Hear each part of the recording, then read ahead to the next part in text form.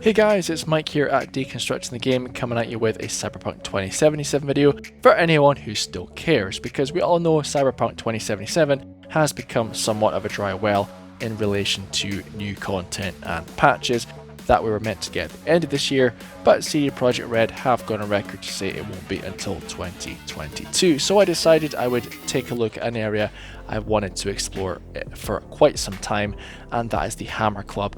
Back in 2023, you'll explore this area a little bit as Johnny Silverhand, but you're fairly restricted to what you can do. So with the use of Cyber Engine tweaks, I'm going to be deleting some doors and floating around this location to explore it as much as I can. And I'm also going to talk about something I have in mind for the future of the channel in relation to Cyberpunk as things kind of go along until we get that all important DLC and fixes for the game. So one idea I have, and it's basically connected to this video right now, is using the debug menu to show you guys what the debug is and what the different options are in the debug, because there's a gigantic list of locations and portions of the game that you can just jump to straight off the bat using the debug menu, and it kind of spoils it a little bit because the debug isn't perfect. There are a few glitches and bugs, but for the most part you can use it to teleport to different locations and different missions,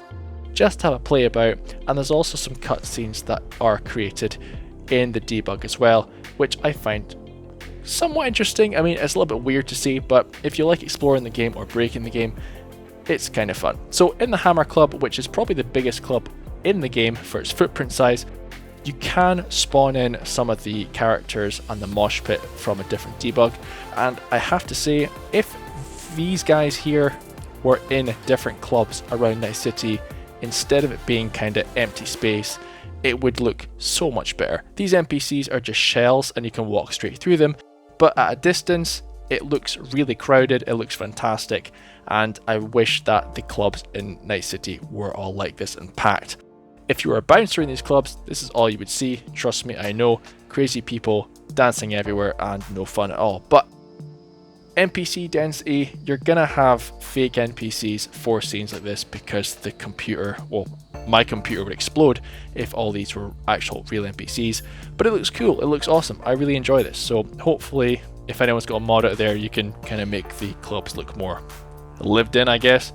But as we go further on, you'll notice these locations from the cutscenes as you're talking to Kerry, and as you go into the changing area in one of the later missions, you'll meet up with Alt Cunningham and you'll do your thing. But there's quite a lot of detail in this area for saying it's an area you won't really get to visit very often in the game, and you can't really explore it properly as Johnny Silverhand. So yeah, a fair bit of detail in here, and I kind of wish it was actually in the game because, as I said, this is a fake location and it doesn't actually exist within the main game. So you have to jump here using the debug or by going into the actual missions. And as you can see, the table's not there, so there are a few things missing in the debug. But from this debug option, you can go straight ahead and attack Arasaka Tower, which I did do, and the game just crashes. But anyway, so deleting some doors, there's nothing really behind them, it's just empty space. There's a few minor details here and there in relation to kind of corridors that connect inside the building. It's somewhat of a fully fleshed out building. Some of the corridors connect, some of them just go to open spaces and they kind of enter into the void. Some of them don't open at all, but others do. I think they've just kind of copied and pasted assets, very much like the buildings on the outside as well. So we're just going to go up the staircase here, which is where Kerry and his boyfriend are seen in one of the cutscenes. And this is where you would chase Alt Cunningham up into the alleyway where she ultimately gets kidnapped and you get stabbed. I do like the ambiance in this alleyway. It seems to have a little bit more depth to it than the streets of Night City when we're playing normally. I don't know if that's like deliberate shaders and deliberate kind of textures they've used to make this look different to the rest of the game, to make it look more 2023 style. But if they incorporated this kind of lighting into the main game in alleyways and stuff in, say, Haywood, I think it would look pretty damn cool. In Never Fade Away, which is the second part of this area you'll visit later on in the game, there's quite a number of invisible walls that will stop you seeing that this location is fake, because CD Projekt Red obviously didn't want you to know that this was a fake city. I'd always wondered where this was until I actually definitively knew this was a fake location. I always wondered where the Hammer Club was. I thought potentially when I saw the Afterlife it could have been that, but then I realised no, the Afterlife is a morgue.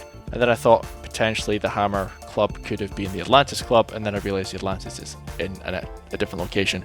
And that's actually cut off as well. So there's a couple of clubs we could have got using fake NPCs that would have looked really, really cool, because the music plays. I think there's a random radio station that plays in the club as well when there's nothing going on. So that would have been really cool. Just have a mosh pit, people dancing, have a bar, and it would have made the game, well, the clubs anyway in the game, look way more lived in. You could have had like a nightclub where it's like trance music, a rock club where there's like mosh pits going on. That wouldn't be too hard to do in relation to, you know, using NPC animations. Hopefully if there's a modder out there that can make real looking nightclubs, that'd be pretty awesome. But for the most part, this location is fake. It doesn't actually exist within the real Night City, which is a real shame. I wonder if possibly someone could incorporate it. There's a lot of people that have been incorporating different apartment mods, which aren't really working for me. I don't know why. I don't know if it's just like a glitch or a bug. They look cool for what I can spawn in, but half of them are missing. I've tried to use the injection camera to get some good views of the fake Night City used in the montage as well. That's not going too great, so I've got a couple of things that I want to try. It's just the technical side of things that might not work out. But anyway, you'll see from this that the world just disappears around you. It's not meant to be fully loaded in, and it's just meant to be for this mission, because as soon as you jump in the helicopter for this, it will just activate a loading screen where all this will despawn, and then you'll be in the real Night City with just a couple of 2023 banners to remind you that you're actually back in time. I did take a good look at some of these buildings to see if any of them had in kind of actual interiors, any floating rooms and stuff. There are none. It's just facades. It's completely fake. There's no tangible stuff at all. So if you're hoping for that, then sorry. You can look inside the helicopter as well. There's Spider Murphy and there's Chayton. There are no pilots in the helicopter, which, to be honest with you, I wasn't expecting anyway, but I was kind of interested to see that there's a couple of seats in there. Other than that, there's nothing much on the street apart from a single vendor. And if you want to have a look inside the room where you start off as Johnny Silverhand, there's a couple of groupies. There's your tour manager on the phone, and there's a couple of doors leading down a corridor, which the first one I had to open with AMM, and then the second one I was quite surprised because it would just open freely, but then I was even more surprised when I found that it was just open to nothing. It was just complete empty space, and you can drop down and see the building for what it is. It's just kind of crappy graphics. The rest of it is basically carbon copy, or copy and paste rather, from different locations in the city. So the car park here is, I think, is carbon copy from V's apartment. The elevator is not there, but you can walk down all the floors. There's vending machines there as well.